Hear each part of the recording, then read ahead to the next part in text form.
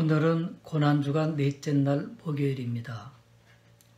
찬송가는 151장, 말씀은 마가복음 15장 1절에서 15절입니다.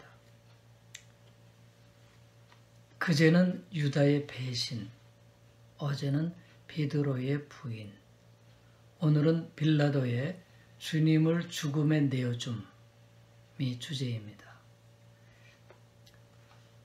주님은 오늘 또다시 묶인 채로 끌려가십니다. 밤새 종교적 신문을 받으셨고 이제 정치적 판결을 받으시게 됩니다. 빌라도가 묻습니다. 내가 유대인의 왕이냐? 나라 통치자로서 자신의 관심사입니다. 이에 예수께서 단명하게 말씀하십니다. 네 말이 옳도다. 이를 조금 해석해 보면 하나님의 아들로서 내가 진정한 왕임이 맞다. 그러나 너의 언급처럼 이 세상 나라의 정치적인 왕은 아니다 하신 것입니다.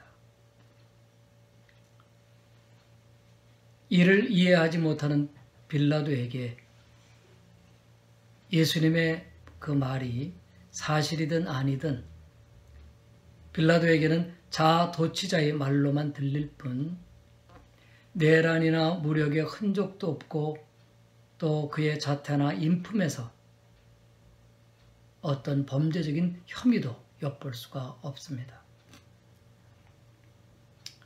그리고 사람들의 여러 증인이 있었지만 공회원들 앞에서처럼 전혀 대꾸가 없으신 예수님. 자신을 변호하지 않으면 죽을 수밖에 없는데도 말하지 않고 죽기로 작정한 자로서만 할 수 있는 그 예수님의 무모하고 어리석은 침묵에 빌라도는 놀라워하고 있습니다.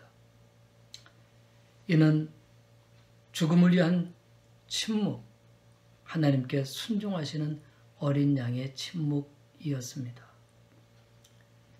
빌라도는 어떤 무력 투쟁도 없었던 예수가 죄 없이 오직 종교 지도자들의 시기심으로 이 자리에 있음을 알고 있습니다.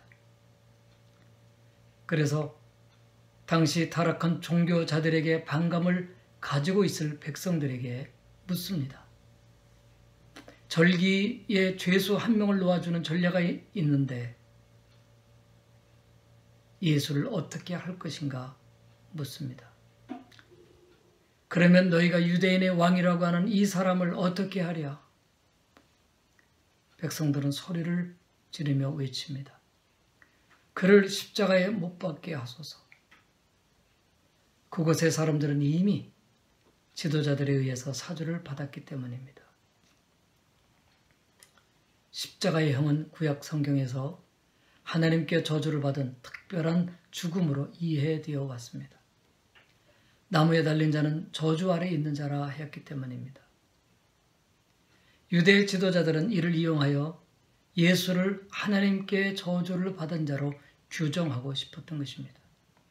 이로써 예수를 지지하고 따르는 자들을 잠재울 수 있으리라 생각했을 겁니다. 빌라도는 어찌미냐, 무슨 악한 일을 하였느냐.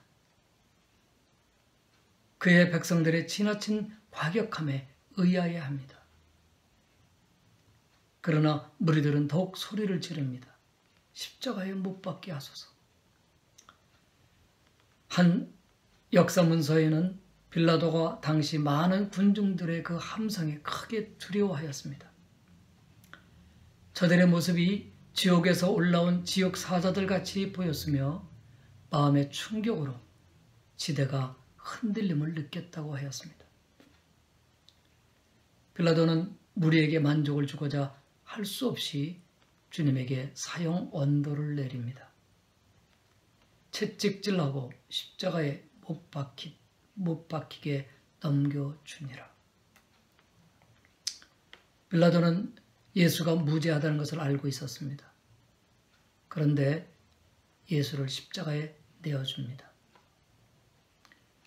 그를 죽여야 자신이 살기 때문입니다. 빌라도는 자신이 죽어야 참으로 산다는 것을 모르고 있습니다. 주님께 진리가 무엇이냐 물었던 그는 불행하게도 진리를 들어보지 못했습니다.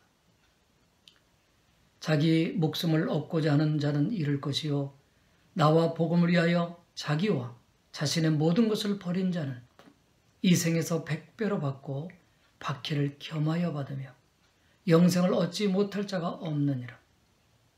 너희가 온 천하를 얻고도 제 목숨 하나 잃으면 무엇이 유익하리요? 무엇을 주고 제 목숨을 바꾸겠느냐? 역사가 유세비우스는 증언하기를 빌라도는 이 비극적인 순간을 잊을 수 없었으며 그로부터 수년 후에 유배를 당하고 고통 중에 사살로서 생을 마쳤다고 증언합니다. 사랑하는 여러분, 빌라도처럼 우리의 목숨을 위해 생명을 버리는 경우는 없을까요? 나의 작은 것을 얻고자 소중한 것을 내어주는 경우 그런 것은 없겠나요? 목숨과 생명은 같은 것이 아닙니다. 나를 안 잃기 위해 내 생명과도 같은 주님을 내어주는 그런 경우요. 빌라도에게는 총독의 지위가 자기의 생명입니다. 세상의 소유, 그것이 자기 생명의 보장이었습니다. 정말 그럴까요? 종종 봅니다. 세상에서의 나라는 자신을 위할 때 주님의 교회가 망가지는 것을 봅니다. 나를 버리면 교회는 은혜롭고 평안하지 않을 수 없을 텐데요. 목사의 헛됨이 있습니다. 나의 만족스러움을 위해, 즉 성취를 위해 성도의 영혼과 성도의 신앙의 소중함을 저버리는 경우요. 나만의 삶을 안전하게 확고히 하려고 인류의 구원, 온 세상을 구원할 복음, 그런 위대한 것은 나와 직접 관계가 없다며 일부러 주님의 그 뜻을 내 생각에서 버리는 경우요. 빌라도는 다만 자신의 무지와 악행으로 죽음을 자처하는 결정을 내립니다. 그러나 온 인류에게 살 길이 열리는 하나님의 뜻이 이루어지는 순간이었습니다. 역사적 사료에 의하면 사형 선고를 받는 주 예수는 처형되기 전에 매질을 당하는 것이 관례였답니다. 죄수는 벌거벗긴 채로 날카로운 금속이나 뼈조각이 박힌 그 가죽 채찍에 매질을 당해야 했습니다. 성경은 주님이 이 엄청난 사실에 대해서 자세히 묘사가 없습니다. 그 다음 구절에서 이어져야 할 설명이 없음에 종종 아쉬움을 느낍니다.